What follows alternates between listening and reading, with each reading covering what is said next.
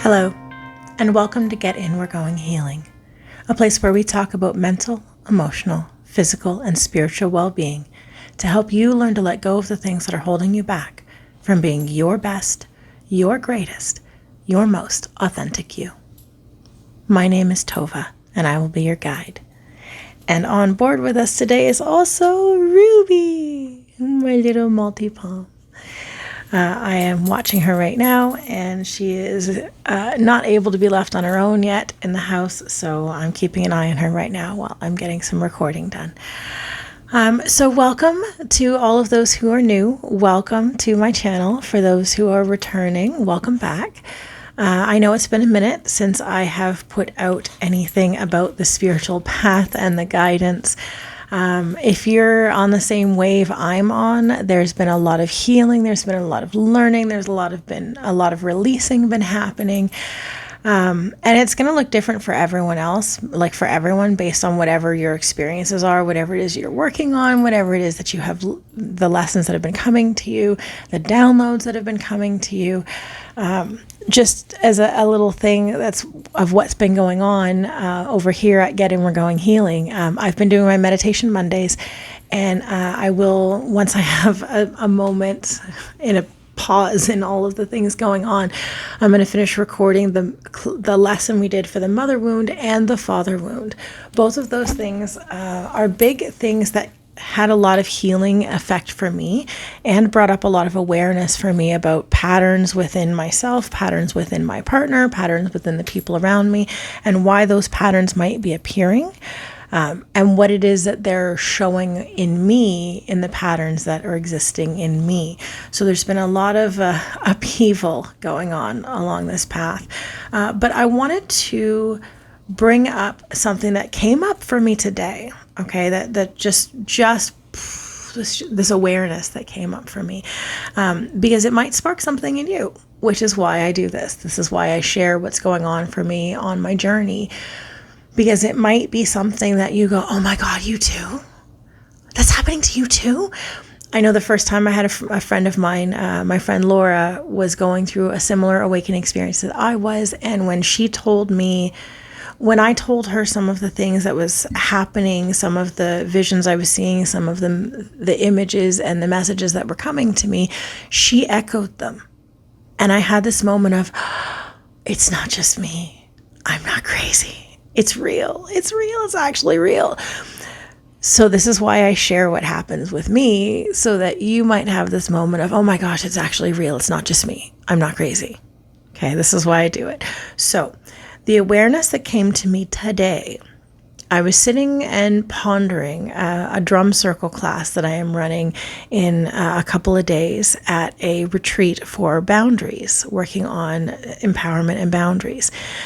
And I was thinking about some of the things that I'm incorporating into the drum circle and where I learned those things to pick from them into this new project I'm working on.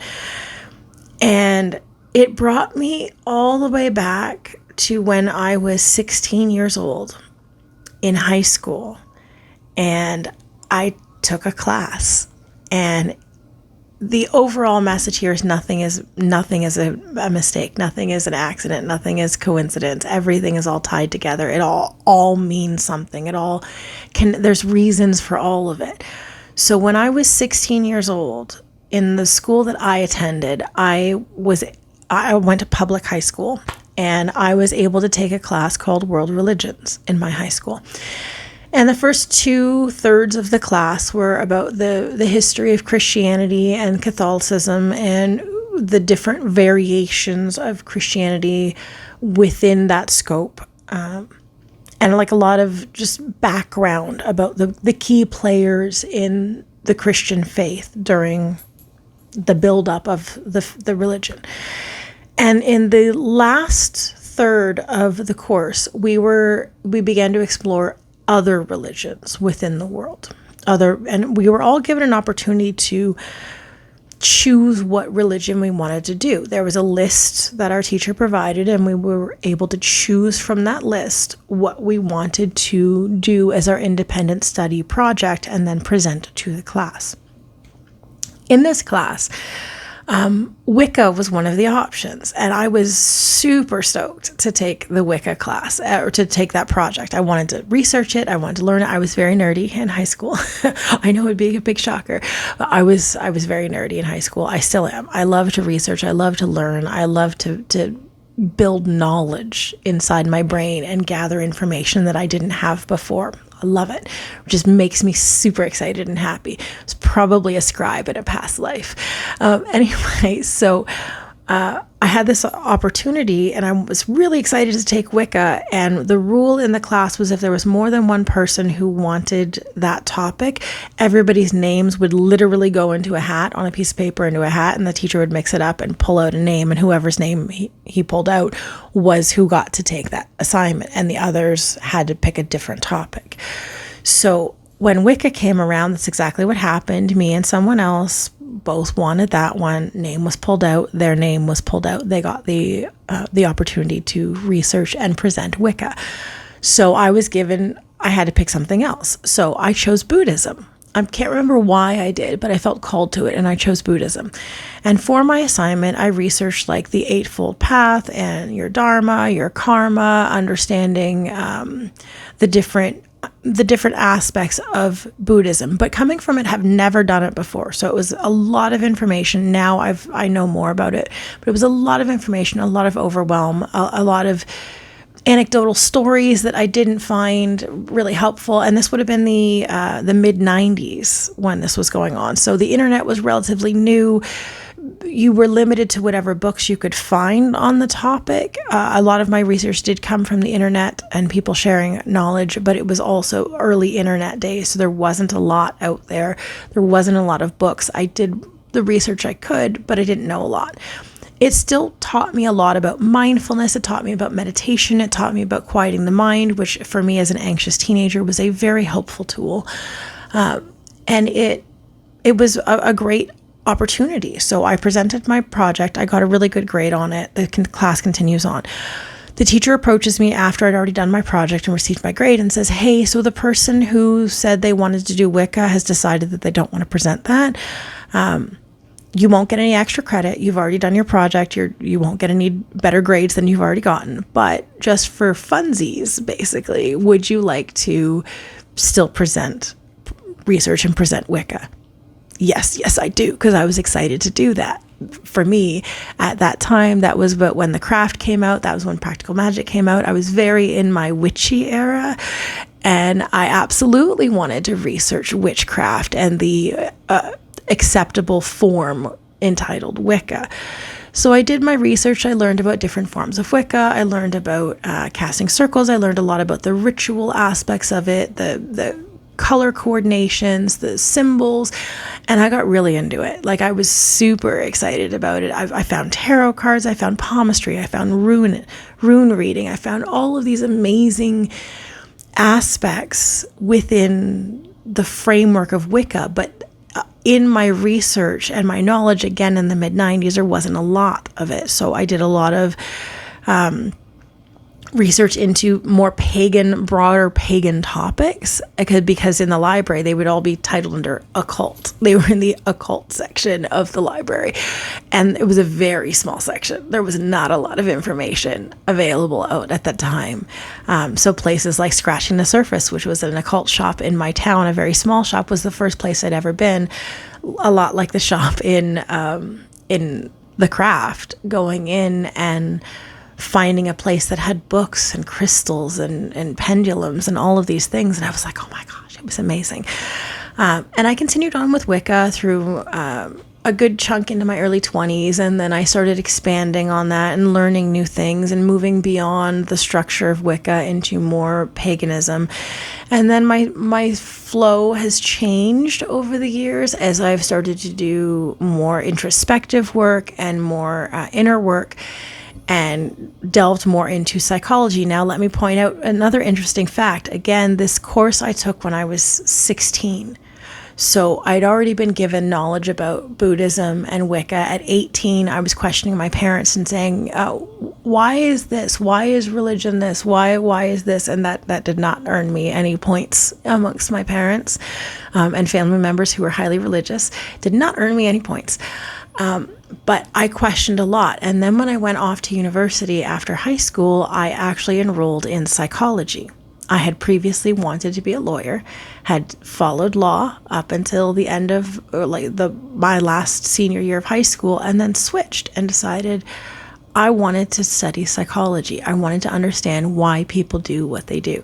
And I enrolled in my first year of psychology at the University of Windsor, and it wasn't for me. My life took a different turn. I didn't follow that path. But the way that the course was being taught was very clinical, and I understand why, but that wasn't why I wanted to be in psychology. I didn't want to be in it for the clinical books and the DSM and all the different things that diagnostic medicine, I didn't want to be in that. I wanted to be in understanding what motivates someone to be a certain way, what creates a behavioral pattern in someone, why does someone act the way that they do. This even happened when I was in my first year of university. I was majoring in psychology, but I had a minor in English because English, I was always into writing, and I wanted that. But I also took a class called Philosophy of Human Nature. And it was fascinating looking at what they used to think about what caused stuff, buildup of bile and buildup of stuff, and just the old ways of seeing things. And then looking at modern medicine today and noticing that modern medicine lacks what the old stuff did. Even though we don't use leeches anymore, there was something to some of the stuff that they were talking about the human condition and like what happens within our mental state that affects our physical body. Our modern medicine separates mental and physical. They're two separate things. But in previous medicine, it was a combination, and that really spoke to me. So this would have been a long time ago. Okay, I was 19 when I was in university. So here I am now, sitting with this and thinking about this, and then realizing, universe, look at that. Look at that 12:12 on my clock. You got me. You got me. You, in your infinite wisdom, knew that when I turned 45 or in my 40s, I was going to need the basis that was provided with Buddhism and mindfulness and the awareness and the oneness and connection to self and enlightenment. And I was going to need the understanding of the Dharma and the Karma. And I was going to need the structure and belief systems and smudging and all the things that came with what I learned through Wicca. And I was going to need wondering why people do what they do and exploring people on the inside and trauma processing and mother wound and father wound and why do we act the way we do and why do the patterns show up the way they show up and what causes them in the first place. What takes a child from being just a child into an adult who is unhappy and miserable and acting out these patterns and these behaviors. How does one become that from child? That has always been my drive, my desire. Why do we do what we do? What drives one person to be a good humanitarian and another person is driven to taking lives? How does that happen inside a human brain? And I've always been fascinated with that. And then add in the spiritual component of some of these things are your ancestral patterns. Some of these things belonged to your parents, your grandparents, your great-grandparents. Some of these beliefs that you have set your life on were beliefs of previous generations and their trauma. There is a scientific field called epigenetics, and I haven't followed too much into it, but I find the concept fascinating. We talked a little bit about it if you go back in previous episodes. I want to say there was a talk with Kristen Taylor. I want to say it was our episode on, might have been self-compassion. No, I think it might have been polyvagal theory, our episode on polyvagal theory. She talked a bit about epigenetics and how, from a scientific perspective, some of the things, the traumas that are experienced within someone is passed down genetically through the DNA. And so sometimes there are traumas that you are experiencing that were never yours. They belonged to a previous generation, a grandparent, a great-grandparent, especially for women, because if understanding the way that eggs pass down, understanding that every woman is already born with all the eggs that she's ever going to have, and she builds those while she is in her mother's body.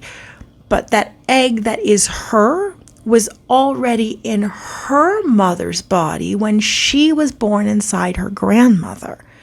So when you understand that and follow that line back on the feminine line, that every egg was already within the grandmother before it became within the mother, within the self, all of these follow it back, then it isn't a crazy assumption to think that if your great-great-grandmother experienced some kind of trauma in her life, that might genetically affect each generation moving down. It might be something stored in your DNA.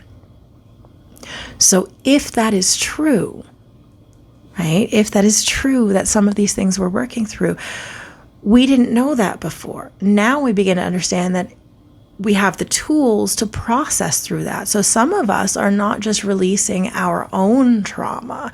Some of us are releasing the genetic trauma through epigenetics that's been passed down to us from our ancestors.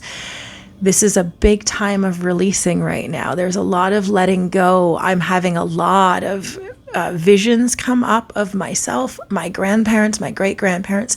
I'm seeing a lot of awarenesses coming up about generations, multi-generations, healing. There's messages coming up for others in personal readings and clients, coming up in my own readings. There is definitely a pattern collectively right now for us of us clearing out our ancestral wounds. The ones that weren't necessarily things we experienced in our lives, but that our ancestors experienced through the epigenetics, so that we can let that go and we can stop passing that down the gene line. It might still pass down in one generation, but if we can work on that, we can stop the spread of that genetic code being passed down over and over, but we have to heal it within us. So I'm noticing a lot of releasing, a lot of memories, experiences that I don't remember experiencing, that it kind of feels like I'm watching a movie inside my head. So I can only imagine, and they're places I've never been, they're people I've never seen. So it's not a memory. It's not something happening in a memory inside my mind or something that my imagination is coming up with based on a picture or a video I saw somewhere. These are brand new things, and I can only assume that these are awarenesses that existed for my ancestors, and I'm just clearing it. I'm just letting it go. And for me, letting it go means crying. There's a lot of talking, there's a lot of crying, there's a lot of my mother's birthday was yesterday, and she just recently passed. So this is the first birthday since her passing. And I went to the gravesite, and there was a lot that I could not say to her when she was alive. I did an episode a while back, about a year or so ago, about Gen X and the resentment of having to care for our older family members who did not care for us, and the triggering effect of those things coming up. Well, she declined and declined and declined, and I came to a point of forgiveness and understanding of when she was no longer able to spit the toxicity that she was doing, and like the neediness and whatever, when it was just that she had to accept what I was willing to give and not demand anymore. It helped me to see things a little bit differently and come to a point of forgiveness and understanding of, through the concept of epigenetics, that stuff was passed down to her, that she just enacted out, and she didn't know better. She didn't heal it. She didn't work it, and she passed it down. And there was anger and resentment that, how could you pass that down to me? How could you not do the work? How could you make me suffer because you suffered? How could you do that again? And I had to come to this awareness and understanding that I had to let go of that judgment, because it wasn't about the judgment for her. It was about, I'm the first one in my line to be able to make the changes. And not to say that she didn't make changes, because she made changes that my grandparents didn't. She broke some generational curses that my grandparents didn't. But the big ones, she couldn't do.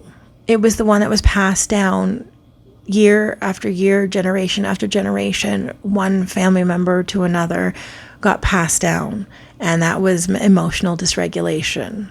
That was not being able to regulate your own emotional systems and putting the expectation that others will regulate it for you, that they will avoid triggering you. This was, and then when you are triggered, blaming them for triggering you. This was the pattern. This was the pattern that passed down over and over and over, and nobody could fix it. Nobody, because what I've understood is that everyone was in survival mode. Everyone was just trying to make it through. That is true for my mother. That is true for my grandmother. That is true for my great-grandmother, both in my adopted line and in my biological line. This was true for every generation. They were just trying to survive. There's no room to do the inner work. There's no room to do the healing. They're just trying to freaking survive, to just get through the day, get through the month, get through the year, and hope against hope that you make it to old age, but no idea how you're going to do that. We are now at the stage where we can breathe a little. I mean, not all of us. Some of us are still not survival mode. Absolutely understand. It is hard to do the inner work when you are in survival mode. Absolutely understand. But for those of us who can find us some space, those of us maybe who awakened during the pandemic where you were forced to take a pause, you had no choice. The universe said, oh, look at that. The whole world is on pause. So are you. Guess it's time to do your work. Because that's when it happened for me. I mean, not that I wasn't already doing my work, but the universe was like, well, now you got time. Look at all that time you have to do that work. So it's when you have a moment of peace when you will be bombarded with these things. And so right now, for a lot of people, as we're finding moments of peace, we are being bombarded with things that need to be healed. We are being given the opportunity to express boundaries and feelings, and maybe we're expressing our boundaries too hard, but it's because we've never done it before. Maybe we're holding accountability really hard because we've never done it before. Maybe we're holding our boundaries really hard because we've never done it before. There's no nuance yet. It's all just bam. It's okay. That's new. It's part of the new. So I just wanted to share with you on this journey that there's a lot about making peace and accepting things. And it's not just making peace and accepting things, but there's a lot of that. There's a lot of understanding, and there's compassion and empathy and understanding that each generation did the best that they could. And it's not an excuse, because yes, face the things. You have to look at the pains. You have to feel through the feelings. You have to express the emotions. You have to let those versions of you who were betrayed have their moment to speak. They need it. They need the space to speak up. They need to give someone needs to listen to them.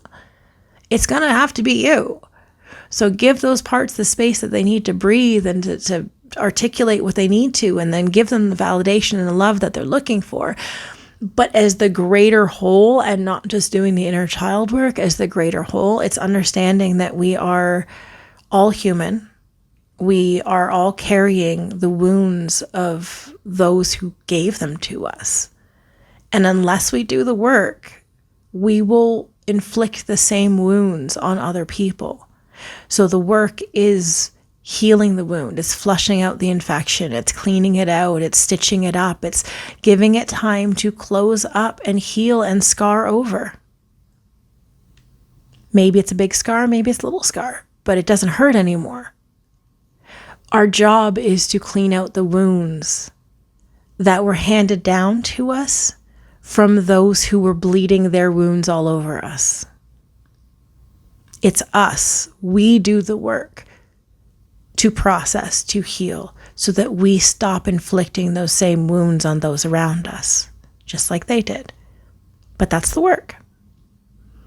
And you might be in that releasing now. You might be in the cleaning out of it. There's a lot of feelings that come with the cleaning out. There's a lot of unprocessed emotions that we push away and we shove down, and they are going to spring up to the surface. And so there's also the understanding of having compassion for another. A quote, because I don't believe in coincidences, a quote that has been circling me the last few days, with the unfortunate passing of Anthony Stewart Head, who played Giles on Buffy the Vampire Slayer. There was a quote by Giles who said, forgiveness is compassion. It's offering compassion. You're not forgiving it. It's doing it because you're offering compassion, whether they deserve it or not. It's your compassion. So when we forgive and we let go, we could talk about it, it's from the ego, but it's not necessarily from the ego. It is an understanding that they are a human being who is acting out from their wounding, and they have not addressed that particular wound yet. So they're still spitting the venom that's in that wound. And it's not really about you. It's about their wound got poked, and they're being reactive to their wound getting poked. And you just happen to be the one that they unload that on. It's not personal.